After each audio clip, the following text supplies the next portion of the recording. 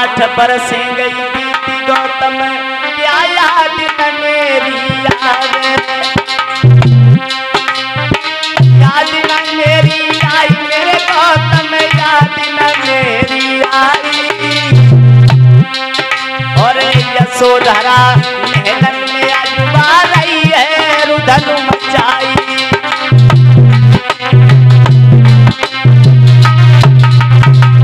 अरे मेरे लाल 8 वर्षे से व्यतीत हो गई, क्या तुम्हें मेरी याद नहीं आई?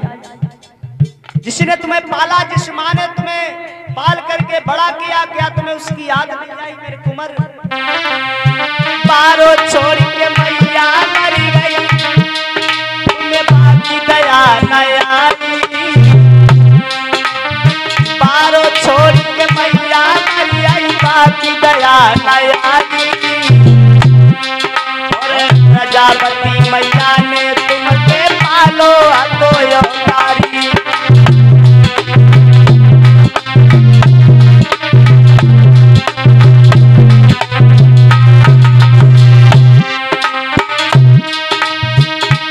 आज मैया रही लखाई लला, तुमने कैसी दशा बनाई।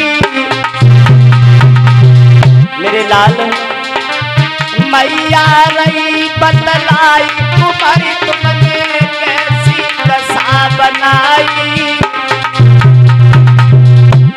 और सुंदर वस्त्र उतारी दे लो, जी बरतन पहनाई।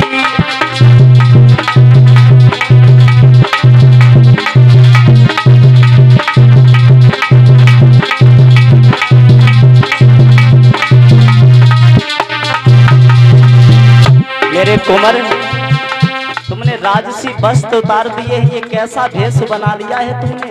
तुमने अपने ऊपर ये गेरुआ रंग के वस्त्र धारण कर लिए हैं, और तुम्हारे साथ में इतने तमाम लोग हैं, सबके ऊपर गेरुआ रंग के वस्त्र हैं, ये क्या है लाल? तुमने ये कैसा अपना भेष बना लिया है कुंवर? लेकिन मैया प्रजापति को नहीं मालूम ये बुद्ध है।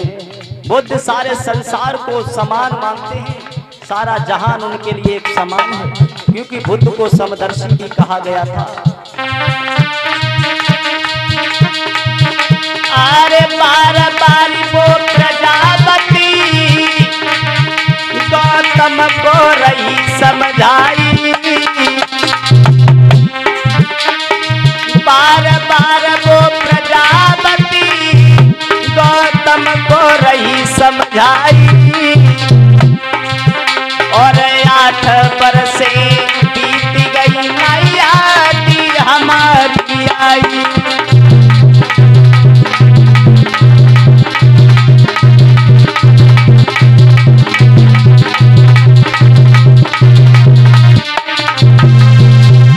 क्या लाल तुम्हें हमारी याद नहीं आई? आज महाराज सिद्धोधन से भगवान ने कहा है, तात इस संसार में अगर आप लोगों का त्याग नहीं होता तो इस संसार का मैं दुख दूर नहीं कर पाता। आप लोगों का बड़ा त्याग है, और इस त्याग से जो मैंने ज्ञान प्राप्त किया है, मैंने सारे संसार के दुख का निवारण करने के लिए किया है। सारे संसार में दुख है, दुख का कारण है, निवारण है। आज भगवान बुद्ध बहुत समझा रहे हैं मैया प्रजापति को, महाराज सिद्धोधन को। आज सारे कपिलवस्तु गणराज के नर नारी भगवान बुद्ध को देखने के लिए बट वृक्ष बगिया के लिए दौड़ पड़ते हैं। दर्शन करने के लिए सभी लोग उतावले हैं। 8 वर्षों का समय व्यतीत हो गया था। 8 वर्षें व्यतीत हो गई थी महाराज सिद्धोधन मैया प्रजापति के दर्शन अपने पुत्र के नहीं किए थे। इधर तो सारा वृक्ष संग ठहरा हुआ है बाग में, सारा वृक्ष संग ठहरा हुआ है बगिया में। इधर महाराज सिद्धोधन अपने महलों के लिए लौट जाते हैं। इधर करुणा के सागर बुद्ध दूसरे दिन हाथों में भिक्षा पात्र को लेकर के भिक्षु संघ के साथ में कपिलवस्तु गणराज्य की गलियों में भिक्षा मांगने के लिए चले हैं। और जब भिक्षा मांगे, क्योंकि बुद्ध की नीति थी, बुद्ध का सिद्धांत था कि वो जो भी भोजन करते थे उसे मांग कर ही खाते थे। उन्हें संसार के कोई भी व्यंजनों से कोई मतलब नहीं था। उनके भिक्षा पात्र में जो आता है, उनके भिक्षा पात्र में जो आता था उसे ग्रहण करते थे। सिद्धार्थ गौतम बुद्ध होने के बाद जिन्होंने मांग मांग कर भिक्षाटन करके अपने जीवन के यापन को लक्ष्य बनाया,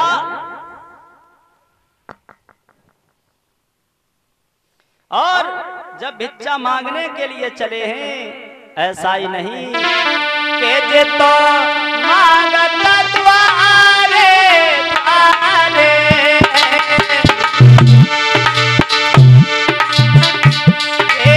मांगता द्वारे द्वारे,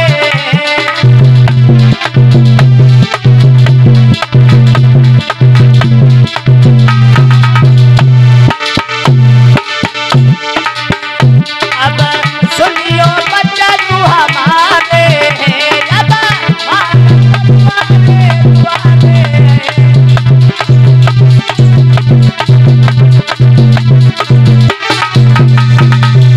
द्वार द्वार पर जाकर के भिक्षाटन कर रहे हैं। तो जब कपिलवस्तु वासियों ने देखा कि भगवान बुद्ध सिद्धार्थ गौतम जो एक राजा के पुत्र भला अपने ही राज्य में भीख मांग रहे हैं, अपने ही राज्य में भिक्षा मांग रहे हैं। लोगों को भी नहीं पता था कि बुद्ध का ये सिद्धांत है, बुद्ध की ये नीति है। कुछ लोग घबरा गए, दौड़ करके महाराज सिद्धोधन के पास पहुंचे, जवाब दिया, महाराज अरे तुम कैसे राजा हो, तुम कैसे राजा हो? तुम्हारा बेटा सिद्धार्थ गौतम कपिलवस्तु गणराज्य की गलियों में भीख मांग रहे हैं, भिक्षाटन कर रहे हैं। लोग तरह तरह की बातें करते हैं कि भला राजा हो करके अपने भिक्षु संग अपने पुत्र को खाना नहीं खिलाया। इसलिए राजन, मुझे तो ऐसा मालूम पड़ता है कि आपके पास भी कुछ रहा नहीं खवाने के लिए। भिक्षु संग को आप भोजन करवा देते जो भिक्षा मांग रहे हैं।